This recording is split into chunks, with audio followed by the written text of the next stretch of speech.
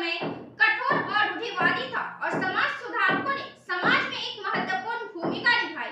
अंबेडकर भगवान बुद्ध, महात्मा ज्योतिबा फूले, कबीर और रविदास और नंदनार एवं चकोबेला जैसे दलित संतों से प्रभावित थे। यहाँ हम चर्चा करेंगे कि कैसे अंबेडकर ज्योतिबा फूले के कार्यों से प्रभावित हुए थे।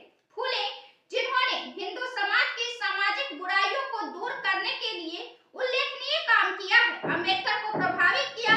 छुआछूत, सती के उन्मूलन, समाज में महिलाओं के उत्थान, बाल विवाह का उन्मूलन आदि की समस्याएं फूले के सामाजिक सुधार के क्षेत्र थे।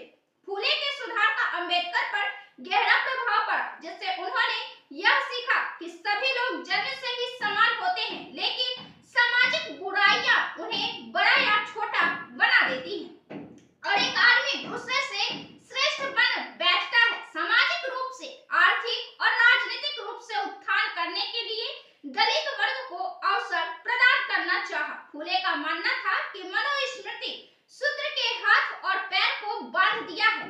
जब तक कि वे इसके खिलाफ विद्रोह नहीं करेंगे, वे कभी भी इस बंधन को हिलाने में सक्षम नहीं होंगे। अंबेडकर का भी यही दृष्टिकोण था जिसे उन्होंने फूले से पाया था। अंबेडकर के अनुसार मनुस्मृति के कानून हर गांव में हिंदुओं के जीवन को नियंत्रित करते हैं।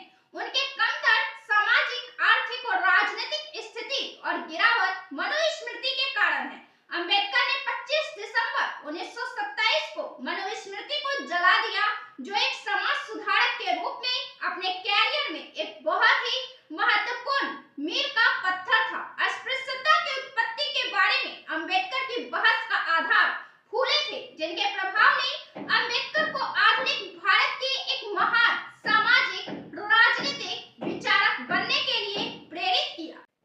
फूले वैकल्पिक संस्कृति के निर्माता रहे हैं। धर्म भारत में एक प्रमुख विचारधारा रहा है। रीति रिवाज, परंपराओं और कानून कोड को कायम रखने और उसे संचालित करने में यह संस्थागत बल सहायक है। इसने एक वैचारिक और सांस्कृतिक तंत्र के रूप में जाति, अस्पृश्यता और पितृ सत्ता की संस्था को आधार प्रदान किया है। फूले ने यह महसूस किया कि धर्म की आलोचना के बिना और धर्म और संस्कृति के वैकल्पिक योजना के बिना सामाजिक सुधारों को नहीं किया जा सकता है। इसलिए फूले ने एक वैकल्पिक धर्म, सार्वजनिक सत्य धर्म को शुरू किया। वे भारत की जाति विरोधी परंपराओं की राह पर धार्मिक विकल्प के लिए खोज पर निकल पड़े। फूले ने परंपराओं को लागू किया जिसने उनके अनुसार धार्मिक गुलामी, जाति उत्पीड़न और ब्राह्मणवादी वर्चस्व के शासन के साथ मुकाबला कर सके। बुद्ध की बुद्धिवादी परंपरा, बृहस्पति की भौतिकवादी परंपरा, संत तुकाराम की मध्ययुगीन भक्ति परंपरा। उन्होंने अपना विकल्प आस्तिक बुद्धिवाद, जो सार्वभौमिक धर्म के मामले हेतु स्वतंत्रता, समानता और बंधुत्व पर आधारित था, उसी को सार्वभौमिक नैतिकता के रूप में प्रतिपादित किया और उसे आधार बनाया। उन्होंने महाराष्ट्र के शूद्र अतिशूद्र जनता की जवाबी सांस्कृतिक वंश के आधार पर विकल्प का निर्माण किया।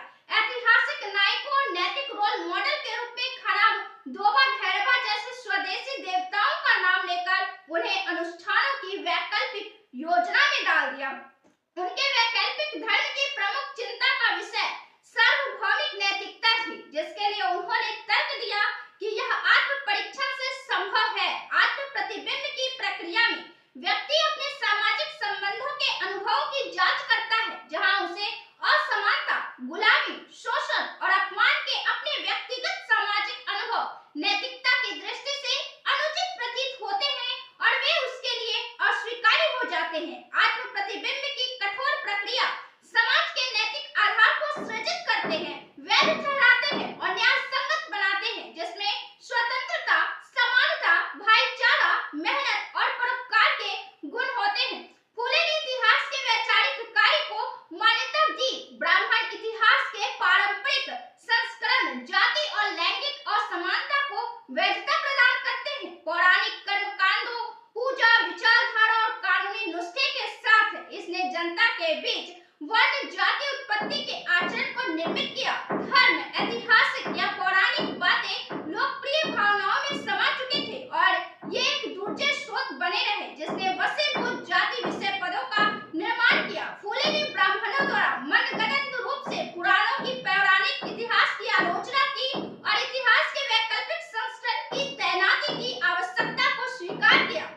ब्राह्मणवादी पौराणिक कथाओं के तहत दबाए हुए ऐतिहासिक सच्चाई को उजागर करने के लिए उन्होंने जिया-बत्तीसा विको की विधि का समर्थन किया। पौराणिक कथाओं, व्युत्पत्ति और परंपराओं से तथ्यों का पता लगाने के विको की विधि को अपनाकर फूले ने भारत में सामाजिक संघर्ष के इतिहास को लिखा।